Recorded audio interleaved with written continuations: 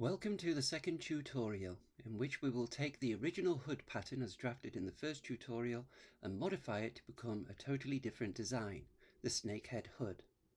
To achieve this, we will not have to draft any new sections based on our measurements. We simply alter the ones we already have through a process of cutting up and rearranging. The first stage involves arranging our original hood sections in a particular way so that we may best utilize them in the drawing of new sections. Here, the top edge of the back neck section is aligned to the bottom edge of the back section, closing out as much space between them as possible without overlap occurring. Next, the lower right corner of the top crown section is placed on the upper right corner of the back section and pivoted until all space is removed between the sections. Here we have overlap, but this is okay. Next, the arcing edge of the front crown section is aligned to the front edge of the top crown, again removing all space, and the face section is aligned to the front crown. The side section remains aligned to the back section. The dart points of the side and front neck sections are brought together and aligned to the neck balance marker on the side section, with about equal amounts of overlap occurring between both neck sections and the side section. The colouring of the sections is just to make them individually stand out. I am not going to construct the type of nose as given by the original hood pattern. Rather, I want a mirror nose, the type that has a central seam running up it. To do this, I cut out the nose region from the face section, close up the bridge gap, and pivot it until the cut edges touch. Next, I include the undernose section. This provides sufficient enough volume in the hood to accommodate the prominence of the nose. Part of the Snakehead Hood design sees the back neck, back and top crown sections become divided in half to form two strips. The first strip extends partially into the front crown, while the second strip will go down as far as the nose. There is nothing set in stone here in regards to the lines we draw through the various sections. While mine are curved, they could also be straight, wibbly-wobbly, zigzag, etc. We might even have more than two strips. We could extend them further down into the face or have them end before reaching the front crown. These lines are just how we choose to subdivide up the sections concerned and amalgamate them to form new shapes. However, to make our life as easy as possible, we try to stick as close to the original section's side edges as we can. As one can see, I do not follow this rule strictly and deviate from the right-hand side edge of the back neck and back sections. This is okay. The back section's right-hand edge is simply a style line and so has no bearing on how the hood fits us, but the right-hand edge, the dart edge of the neck, does have a role to play in how the hood fits. So I know that at some stage I will have to modify the neck dart to follow the new orientation of the new strip's edge. After drawing the two strips, I next cut away the face section from the strips as well as the front crown. These are then realigned to the side section.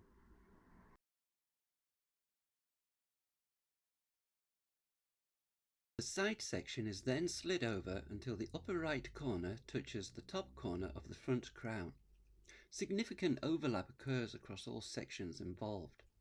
This means we have a loss in measurements across the width of the face and head, but of course this is gained by the gap that opens up towards the back.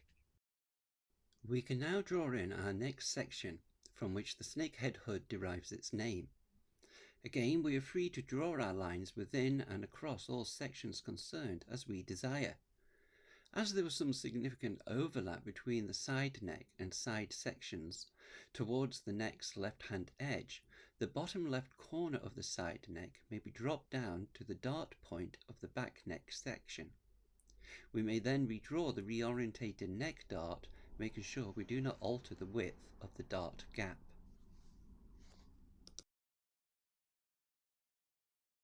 I next draw in the reorientated neck dart that exists between the front and side neck sections.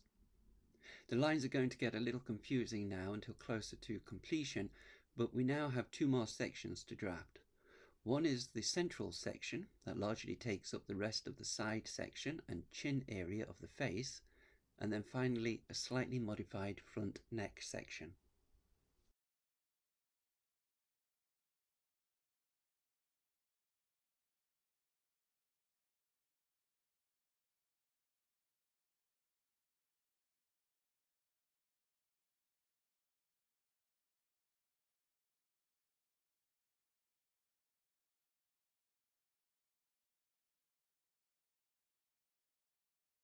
With all new sections drafted, I can now remove the original hood sections and see what I am working with. Essentially, we took the 9 sections that made up the original hood and adapted them to become 5 sections, without barely any loss in regards to how the eventual hood will fit us. I now go through some truing up stages to make sure I haven't disturbed too much in my alterations.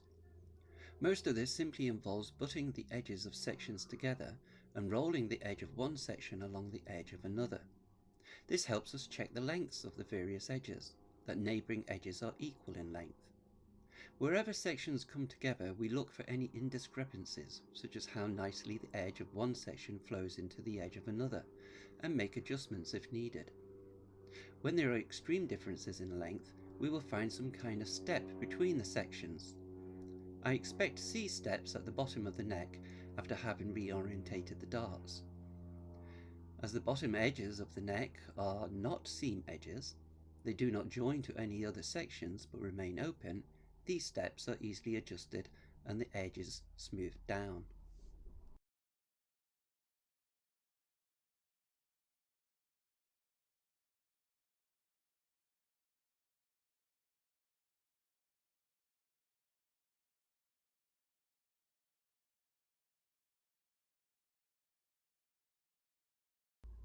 One area I want to check on is the nose. What I am concerned about is that it is simply too rounded over the nose tip, which I know from experience will make the construction of the nose rather difficult to achieve neatly.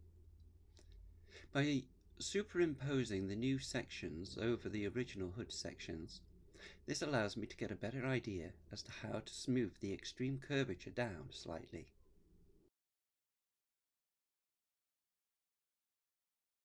I also make a decision to draft the internal edges of the nose differently. I also change the angle of the eye opening so it is more slanted.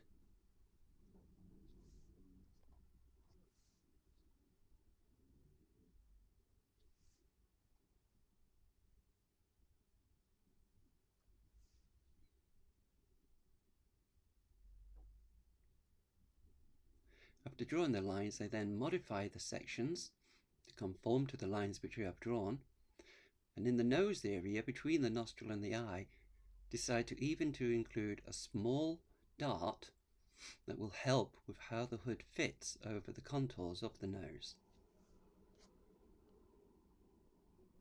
After this, I go to work on the mouth region by incorporating a kind of grill.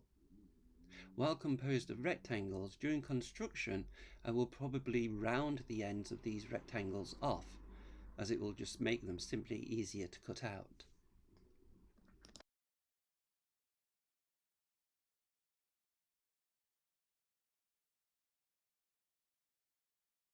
I next begin to think about a method of closure, that is how the hood will open up to make dressing easier and be closed once on. As I haven't included balance markers on any of my new sections yet, I use the original hood pattern sections to help me determine where at the back of the head my method of closure needs to begin. This is traditionally just slightly down from the mid-balance marker found on the top edge of the top crown section. I am opting not to include the traditional zip fastener in this hood, and instead want to incorporate snap fasteners. The locations of these snaps are positioned down the centre back edge.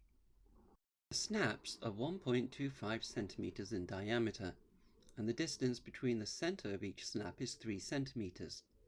This leaves only a small amount of space between each snap. With stretch garments such as hoods, this prevents significant bagging occurring between the left and right sides of the hood as they are pulled under tension. Just as with the original hood, I include balance markers to make sure that during construction things remained aligned between all sections.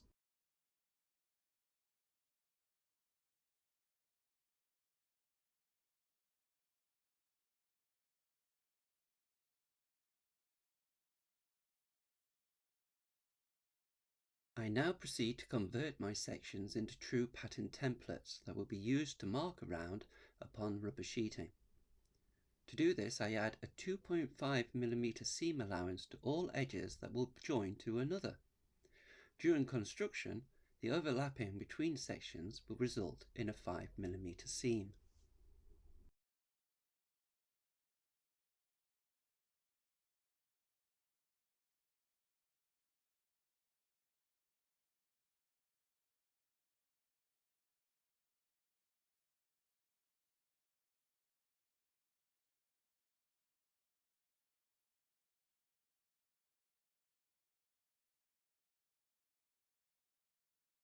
When it comes to the edge with the snap fasteners, I need to add a seam allowance up to the first snap, but from there downwards to the bottom of the neck, I need to include an extension. To make this extension, I first draft some circles and place them around the first, last and middle snap. These represent the rubberized discs of fabric that I will be included to reinforce the snap's positions. I do this so as not to forget when drawing the extension that the extension must also accommodate the width of the reinforcement discs. After that, I simply label my sections, informing myself as to how many of each I need to cut, times 2 simply meaning I need to cut one as seen and another by flipping the section over. I might include also the name of the design, who it is for and by, the date of when it was drafted, what gauge of rubber sheeting it is intended for, and what the reduction was that I used on various measurements. Other things I might also include are where I might place my reinforcements, such as around the bottom of the neck and eye opening to stabilize the rubber. I also might tend to include numbers against certain edges that inform me not just as to the order in which sections are pieced together, but also when I think it might be best to incorporate the snaps, and which edges, the ones with the numbers against them, will overlap upon their neighbour. And with that, the Snakehead Hood pattern is complete, and I can get on and actually make the hood.